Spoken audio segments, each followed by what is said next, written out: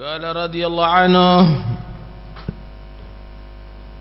واحذر من قول لو ولم فيما قضاه الله فيك وفي سائر المخلوقات، وهذا اعتراض منك وسوء أدب فيما قضاه الله وقدره، وهي كلمة شنيعة عند العارفين توجب المقت، والجاهل يستخف بها من جهله، ولو علم ببزرها ما قالها، ولو عنده علم وعقل لفكر في قوله لو ولم بعد فعل القضاء. وإيش ينفعه من قوله لو ولم بعد فعل القضاء؟ وإيش ينفعه من قوله لو ولم؟ لا تدفع مقدور ويذهب لقايلها الأجور، ولا عاده من ذا ولا ذا، كما قال بعضهم شعرا: متى ما أصابك الأمر فكن بالصبر لواذا، وإلا فاتك الأجر فلا هذا ولا هذا. والمعترض لأحكام الله فيما يقضيه معترض لسخط الله، متعرض لسخط الله. وفي الحديث القدسي: من لم يرضى بقضائي ولم يصبر على بلائي فليخرج من فوق أرضي وتحت سمائي فليطلب ربا سواي. وقال سيدنا الحداد: لو ولم وكيف قول ذي الحمك يعترض على الله الذي خلق وقضى وقدر كل شيء بحق. يا قلبي تنبه واترك المجون، لا يكثر همك ما قدر يكون. ومن كلام الشيخ عمر با مخرمة: أعط المعية حقها والزم له حسن الأدب، واعلم بأنك عبده في كل حال وهو رب. وقال رضي الله عنه: عليكم بالأدب، ومن حسن أدبه نال مطلبه، والمتأدب بعين اللطف مصحوب، وفي ديوان الرجال مكتوب. ولو عنده علم بغير أدب لأضاع العلم بسوء الأدب. العلم مركوب جواد، والأدب لجامه، فمتى قطع اللجام عثر الراكب والمركوب. ولا يصحب الأدب إلا نبيل، كما قال بعضهم: من العلم ملح ومن الأدب دقيق. اجعل من العلم ملح ومن الأدب دقيق. والأدب عنوان الباطن، ولا ينال الفوز إلا الأديب، والأديب محبوب عند الخاص والعام. كما تسمع ما يقولون فيه الناس إلا خير، إن تكلم أصاب، وإن صمت فهو على حق في صمته. حلمه يسبك لسانه، يعرف الحق وشانه مختبر بأهل زمانه، لا يختلف فتشهره الناس بسعة مكانه. بعيد أو قريب الأديب لبيب، له الفهم الثاقب والري الصايب، غنم النجاه وفاز بكل المطالب. وقال رضي الله عنه: جعل الله الفقر للصالحين الأخيار في هذه الأزمنة والأعصار، جعل الله الفقر لهم اختبار، وفي طي الأقدار أسرار. وهو على 5 أشياء: الأول: أحب لهم الفقر واختاره سبحانه وتعالى، فلا أحب من خيرة الله لهم. والثاني: كان الفقر سبب التجائهم إليه. والثالث: من حيث الأموال ألا يغشهم بها، أحب لهم الفقر وصفاهم به من خبث الأموال. والرابع: لعدم توفيق الأغنياء. والخامس: اقتداء بالرسول محمد صلى الله عليه وسلم وإخوانه المرسلين عليهم السلام. وما أحب لنا من خيرة الله لنا، وتختار أنفسنا إلا الغناء وهو غير مستحسن، فرجوعنا إلى ما أحب الله لنا هو صواب الصواب. وإن كرهت الأنفس فمخالفتها رضا الخالق، فعليك أيها المريد السالك لا تشمت أحدا بفقره فحبه لما أحبه الله له فحبه لما أحبه الله له وأزل وحشته بإدخالك السرور عليه واقضي حاجته بما استطعت وإن شكا من فقره أو عضه وإن شكا من فقره أو عضه ليصبر وبشره بثواب صبره على فقره فكان صلى الله عليه وسلم يحب الفقراء ويجالسهم ومن دعائه صلى الله عليه وسلم اللهم أحيني مسكينا وأمتني مسكينا واحشرني في زمرة المساكين وكذا ورد في الخبر أن الفقر يدخلون الجنة قبل الأغنياء ب500 عام.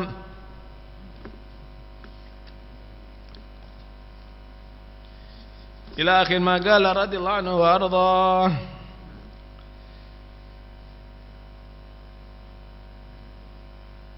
Hati-hatilah kamu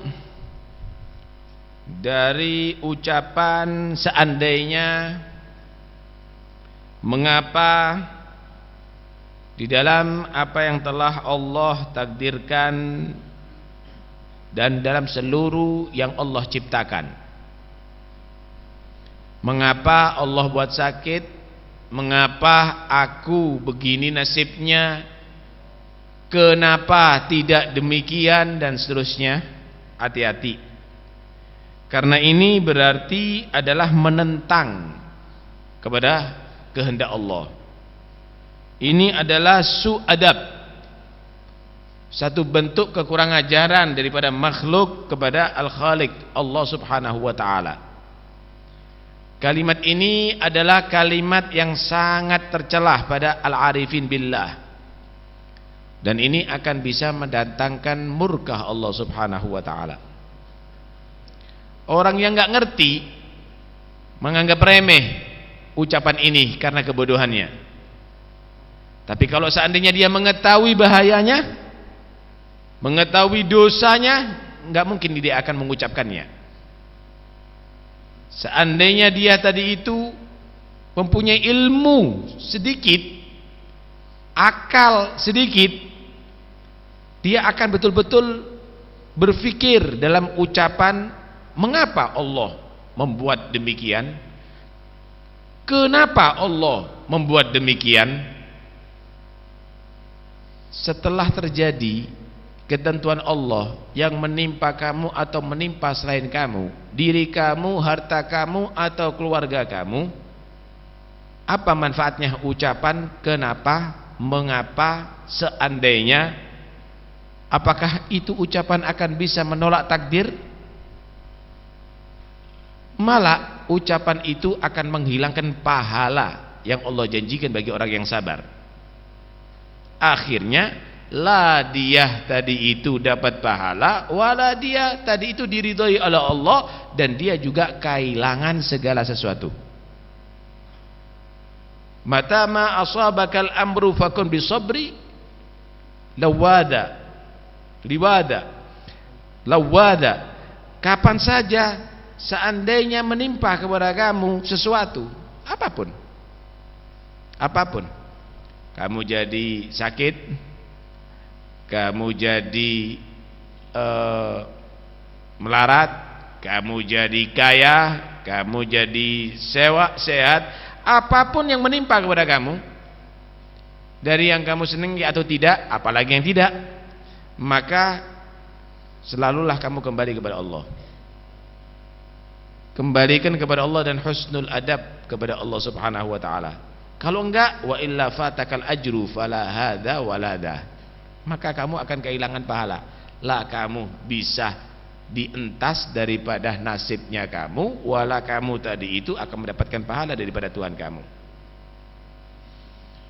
Dalam hadits qudsi, dengarkan Allah subhanahu wa ta'ala berfirman, man lam yardha bi qada'i, siapa orang yang tidak mau ridha dengan ketentuanku, walam yasbir ala balai, dan siapa orang yang tidak mau sabar atas ujianku, falyakhruj min fawq ardi, maka dia hendaknya keluar daripada bumiku, wa tahta samai, dan keluar daripada dari bawah langitku, falyatlum rabban siwai, maka suruh cari Tuhan selain aku.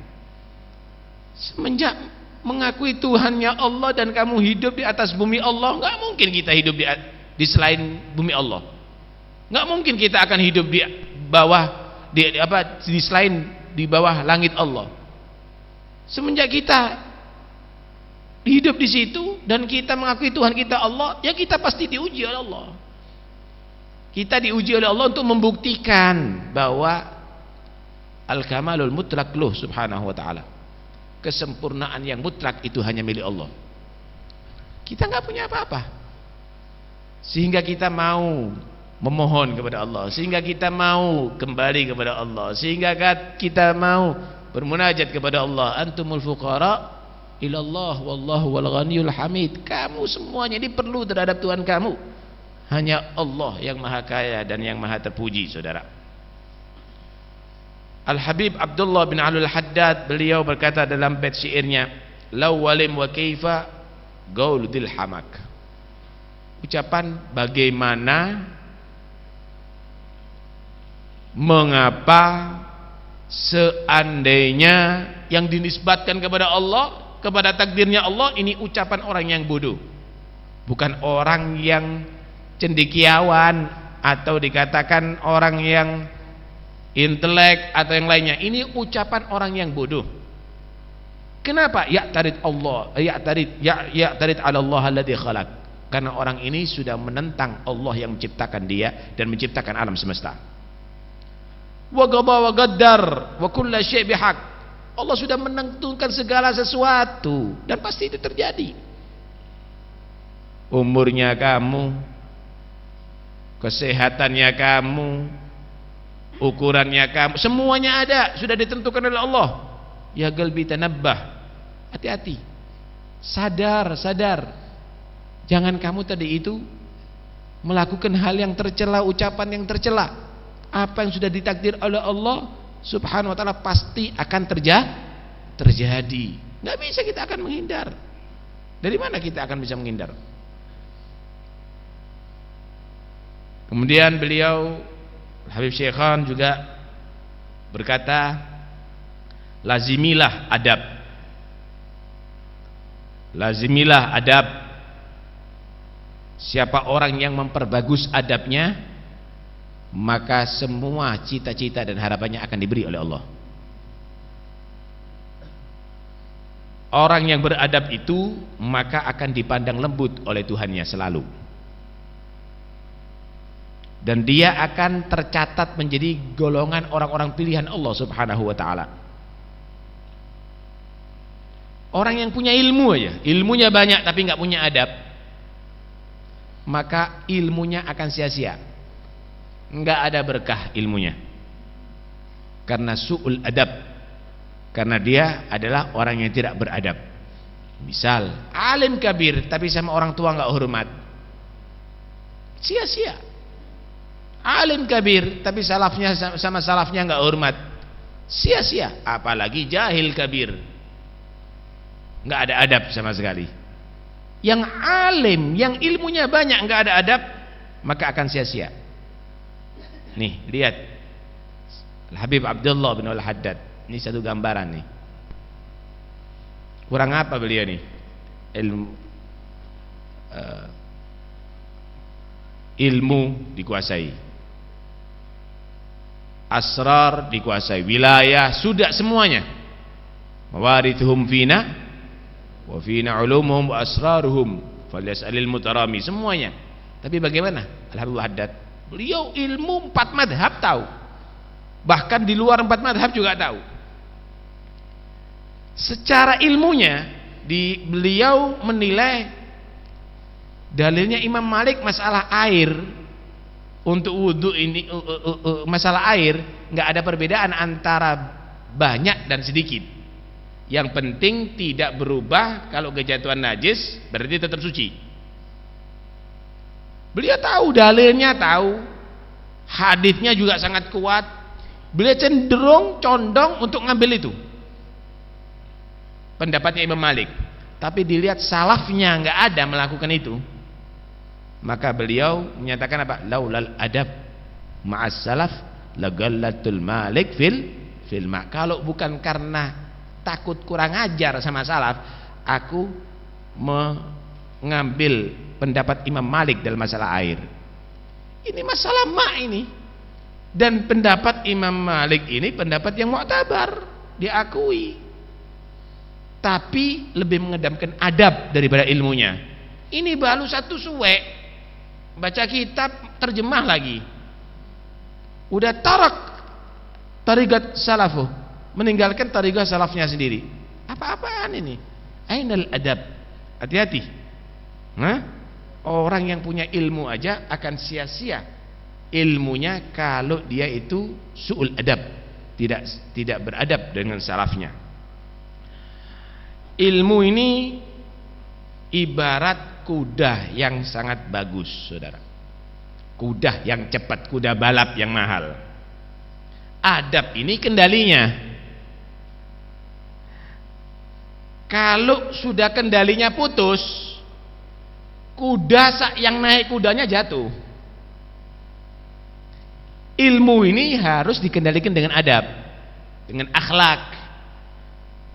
Jangan asal tampil aja, jangan asal ceramah aja, jangan asal tasaddur aja, tapi dengan adab. Kalau enggak, ilim dan alimnya akan jatuh, akan terperosok, enggak akan ada nilainya di sisi Allah. La ilmunya manfaat, wala dirinya akan mahbub indan nas, wala indal khaliq.